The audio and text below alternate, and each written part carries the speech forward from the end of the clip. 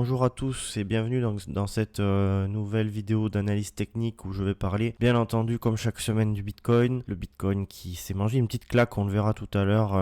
Est-ce que c'est grave, est-ce que c'est pas grave? Pas mal de peur en ce moment sur les marchés financiers. Je crois que le Fear and Greed Index est aux alentours de 30, si je dis pas de bêtises, 35 peut-être. Enfin, en tout cas, voilà, il commence à y avoir un tout petit peu de peur sur le marché. Est-ce que c'est justifié, est-ce que c'est pas justifié? On va le voir aujourd'hui. On verra un petit peu la situation d'Ethereum, donc la deuxième capitalisation des crypto-monnaies. On regardera la situation des altcoins sans rentrer dans les détails au niveau des altcoins, puisque de toute façon, en ce moment, c'est une phase de correction dans une phase de latéralisation elle-même, a priori, toujours haussière. Donc ça, on va le voir de suite. Comme chaque semaine, je repasse un peu la même chose en vue, parce qu'il se passe pas grand chose finalement depuis plusieurs semaines, même s'il y a des choses assez intéressantes. On est toujours sur des creux et sommets ascendants depuis le 12 décembre, pas le 12 décembre exactement, mais depuis novembre-décembre 2022. Voilà, on a eu le bottom ici, et puis derrière creux, sommet ascendant, jusqu'à trouver déjà un plus haut historique, et puis derrière marquer un petit top local qui dure depuis plus de 100 jours, si je dis pas de bêtises. Ouais, voilà, ça fait à peu près 105 jours, plus ou moins. Donc plus ou moins 105 jours où il se passe pas grand chose quand même, de la latéralisation du coup. Et puis nous, comme je dis chaque semaine, on aimerait avoir ce genre de mouvement avec une clôture au-dessus de 73 750 pour derrière aller chercher d'autres targets, à mon avis beaucoup plus haut. Ça m'étonnerait qu'avec l'arrivée des ETF, donc au comptant, etc., avec l'argent qui est en train d'être investi dans les crypto-monnaies par des grosses institutions, BlackRock, etc., ça m'étonnerait qu'il n'y ait pas à un moment donné, peut-être pas de suite, on verra quand, mais ça commence à faire déjà un petit moment que ça investit, et voilà, je serais pas étonné qu'on commence à sortir de cette période de range et qu'on éclate et qu'on a cherché, on va dire, moi, les 100 000 dollars, c'est la vraie grosse target pour moi de ce bull run. Target, donc, des 100 000 dollars. Hop, attendez 2 secondes, je le mets au bon endroit. Voilà. Donc, les 100 000 dollars, à mon avis, qui sera un chiffre rond psychologique assez difficile à franchir. Ça m'étonnerait qu'on y arrive comme ça et qu'on passe à travers. Mais peut-être qu'on arrivera à le casser, ce chiffre, et puis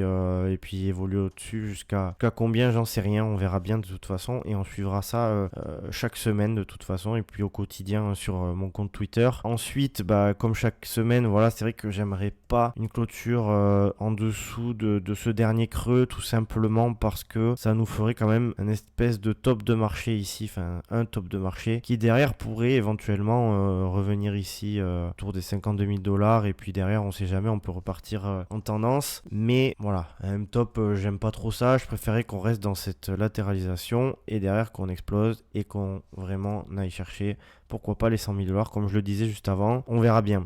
Pour ce qui est de la situation en hebdomadaire, c'est à peu près tout. On est sur... allez, peut-être que cette semaine, on va finir sur une troisième semaine d'affilée dans le rouge. Bon, on verra ce qui se passe. De toute façon, pour l'instant, on va le voir en daily. C'est ni plus ni moins qu'un range. Ah oui, alors c'est pour ça, c'est parce que... Voilà.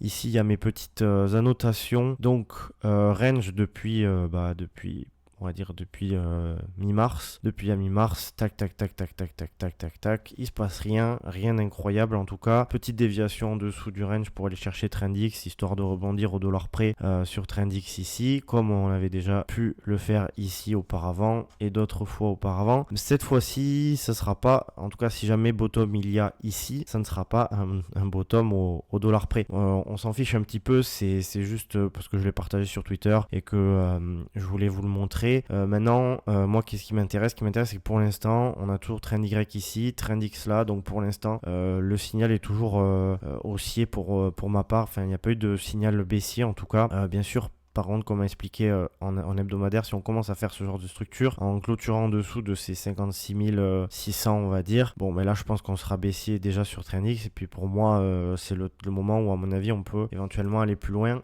Et quand je dis plus loin, c'est plus bas, bien entendu, mais on n'en est pas là. Puis je vous rappelle que je détiens pas la réalité, la vérité. On sait jamais ce qui peut se passer sur les marchés financiers. Maintenant, moi, qu'est-ce que je vois? Je vois que là, ici, on est en train de créer une grosse trendline ici, avec des shorters partout, ici, là, partout. Et en fait, tous ces mecs-là, ça m'étonnerait qu'ils gagnent bien longtemps. J'estime qu'on est toujours en bull run, donc je pense que tôt ou tard, on va venir les chercher ces liquidités-là. Maintenant, moi, ce que j'aimerais qu'on fasse, en effet, c'est comme cette flèche verte, hein, c'est-à-dire que pour moi, il faut aller chercher le dernier sommet, clôturer au-dessus du dernier sommet, donc qui se trouve autour des 64 500 $ environ, et puis derrière rester au-dessus en fait, voilà. Là, si on commence à rebondir un petit peu, faire ce genre de choses, et puis déjà structurer quelque chose de bearish en dessous des 58 400, bah, ce serait plutôt négatif pour moi. Ça veut dire que la tendance baissière ne serait pas terminée. Donc on verra un peu ce qui se passe. Faut être patient en espérant qu'à un moment donné, on va avoir cette fameuse, je sais pas si on aura une God Candle comme on dit, mais quelque chose qui permette de revenir en haut du range et puis de s'en débarrasser définitivement. Voilà pour le Bitcoin, hein, donc toujours dans le range, hein, on le voit. Mais bon, après on a tapé une fois, 2 fois, 3 fois, 4 fois, 5 fois. C'est la 6e fois qu'on tape au niveau du support. Donc j'avoue que là j'aimerais bien une grosse réaction acheteuse et vraiment qu'on n'y revienne plus, quoi, parce que sinon on va se taper un scénario comme en 2019 avec en 2019 en gros ce qui s'était passé, c'est qu'il y avait eu une grosse accélération haussière, un peu comme on a eu depuis le début de l'année, enfin depuis le début 2023, puis derrière il y avait eu un top de marché, et puis après il y avait eu le crack Covid, et puis derrière on avait réussi à remonter en ce qu'on appelle en V-shape, hein, c'est-à-dire en V-bottom. Voilà, je sais pas ce qui va se passer, mais en tout cas si on a ce genre de période baissière, ça ferait très mal aux altcoins, hein, et je pense pas que ce soit le scénario, enfin c'est pas le scénario qui a le plus de probabilité, mais il faut savoir qu'il existe, hein. Il existe le monde où on fait ça, et puis derrière on descend à 50, 40, voire 20 000 $. Il existe ce scénario, il n'est pas pour moi celui qui a le plus de probabilité, mais il existe. Donc ensuite, allons faire un petit tour sur Ethereum. Sur Ethereum, tac, ouais, donc ce que je vous ai expliqué la semaine dernière, c'est que bon, creux sommet ascendant, hein, comme pour le Bitcoin, on est vraiment sur une tendance qui est haussière, il n'y a pas de souci en hebdomadaire pour l'instant. Donc là, bien sûr que comme pour le Bitcoin, je ne veux pas voir ce genre de structure qui derrière nous ramènerait peut-être aux alentours des 2000 $. J'en sais rien. Sachant qu'il y a un énorme support, je dis énorme parce que très souvent c'est un support qui est important au niveau de Trendix. Là on voit que ça avait bloqué pile direct. Là derrière ça a rebondi. C'est un point pivot qui est souvent assez intéressant. Ici il y a eu énormément de volatilité. On se rend peut-être pas forcément compte, mais ici il y a quand même 50% de volatilité sur la deuxième capitalisation des crypto-monnaies. C'est quand même assez énorme. Et puis il avait fait le taf. Ici il n'avait pas fait le taf, mais à quelques dollars près. Et ici pareil, il n'avait pas fait le taf, mais à quelques dollars près. Et puis ici on avait vraiment quelque chose qui montrait qu'on était vraiment en train de se stabiliser et de ne pas donner de direction claire, si ce n'est sur le long terme. Enfin je veux dire, sur le long terme il n'y avait pas de direction claire. Donc du coup moi qu'est-ce que je veux ici? Donc ce que j'ai expliqué la semaine dernière, c'est qu'on a eu une cassure de cette trendline baissière.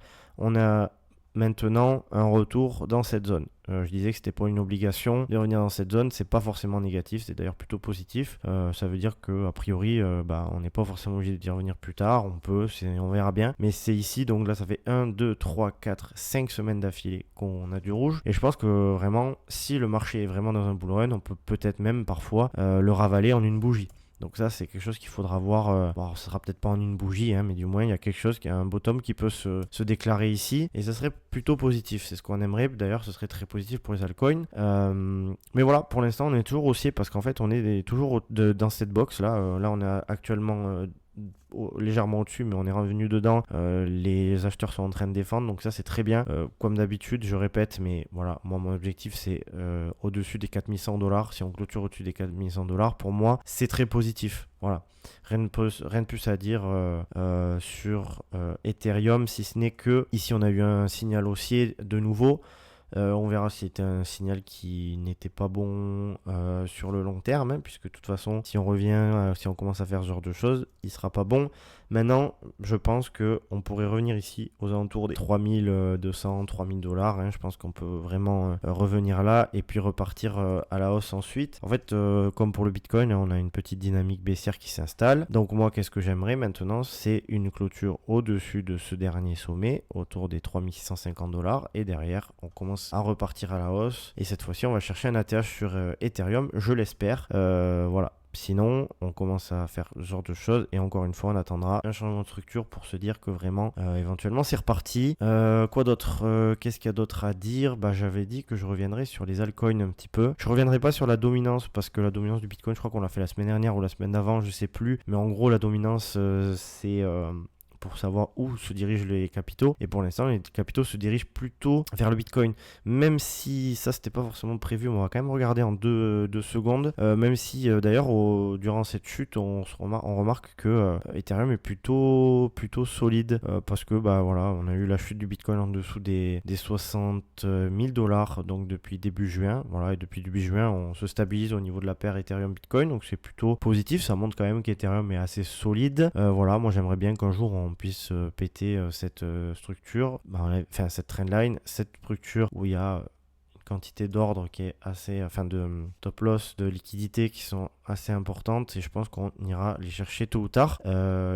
Mais bon, moi j'aimerais une cassure et puis après derrière on structure quelque chose et là je pense qu'on pourra vraiment avoir un Ethereum fort face au Bitcoin et donc derrière des capitaux donc qui se dirigent plus vers Ethereum et puis après petit à petit vers les altcoins, donc c'est plutôt positif. Donc en parlant des altcoins, voilà, c'est un peu la même situation que sur Ethereum, pas exactement la même structure mais quand même très très proche, creux sommet ascendant. On a bloqué ici aux alentours des 1200 milliards de dollars et puis ici, on est dans une zone où je m'attends à une réaction. Voilà, je m'attends à une réaction ici, comme pour Ethereum. Vu que les altcoins sont un peu plus faibles qu'Ethereum en majorité, du coup, on est revenu un peu plus bas dans cette fameuse zone que je vous ai montré tout à l'heure sur Ethereum, qui est un peu la même. C'est-à-dire que c'est ici que moi, je m'attends à quelque chose qui derrière, propulse à la hausse. Après, il faut quand même garder en tête que ce mouvement-là, comme ça, est totalement possible. Je ne dis pas qu'il n'arrivera pas, je dis que c'est les probabilités qui sont plutôt orientées vers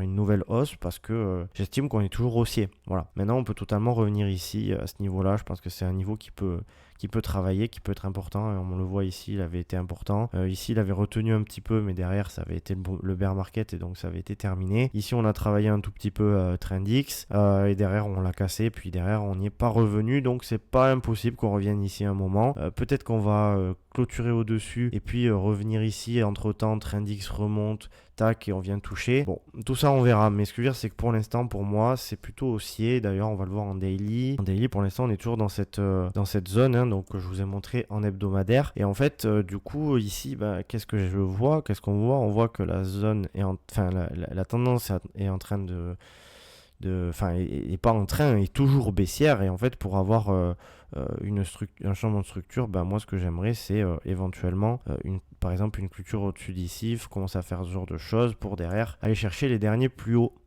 de l'année et puis s'offrir pourquoi pas de nouveaux sommets sur les altcoins, qui sont encore un peu loin des sommets, forcément, mais voilà, c'est quand même je trouve que c'est quand même plutôt positif, on n'est pas sur cette zone où on est en train de chuter, on est sur une zone plutôt on est sur un développement plutôt vers le haut et je pense que clairement on est sur quelque chose qui va être qui est voué à faire un peu la même chose que ça, peut-être pas aussi fortement, peut-être pas avec autant de volatilité, etc., mais j'ai quand même l'impression qu'on est un peu ici, voilà, on est un peu là peut-être, rien de certain, jamais rien de sûr, on sait jamais, ou peut-être qu'on est par là, je ne sais pas, hop, peut-être ici, mais en tout cas, moi j'attends une clôture ici au-dessus de ces 1270 milliards de dollars pour pouvoir repartir sereinement. Voilà pour la situation du marché des crypto-monnaies. Bon, je vais pas revenir sur les altcoins parce que je reviens un peu parfois sur des grosses capitalisations. Juste sur Binance Coin. Donc on a eu une clôture en ATH. Derrière, on a ravalé tout à cause du Bitcoin. Donc voilà. Maintenant, on n'a pas eu de clôture au-dessus de l'ATH. D'ailleurs, si le Bitcoin, je crois qu'on a eu une clôture au-dessus de la TH, oui. Mais pas sur le Binance Coin. C'est pas forcément très grave. Maintenant, c'est sûr que là, on est dans une zone plutôt de demande, donc de support. Et maintenant, je m'attends à un développement au-dessus avec une cassure de ce dernier sommet. Voilà pour la situation du Bitcoin et des altcoins. Concrètement, qu'est-ce qu'il faut retenir? Ce qu'il faut retenir, c'est que pour l'instant, on a un flux baissier à court terme. Ça, il est indéniable. Flux baissier à court terme. Donc si on continue à par exemple avoir une clôture en dessous des 58 400 $, ça commencerait à puer sérieusement. Maintenant, c'est sûr que bad range égale a priori ça devrait rebondir. Maintenant, c'est sûr que je ne peux pas être haussier tant qu'on ne franchit pas cette zone, au moins pour montrer vraiment que cette zone a servi de support et que derrière on reconstruise des creux et des sommets ascendants. C'est-à-dire que là vraiment, bon certes on est dans une zone où on devrait pouvoir rebondir, mais le marché fait absolument ce qu'il veut et s'il veut il fait ça et toutes nos analyses elles seront invalidées. Donc c'est pour ça que moi j'aimerais bien vraiment là, qu'on monte vraiment de la force. On est en bull run, on va casser un peu tout ça, on va casser la trendline baissière.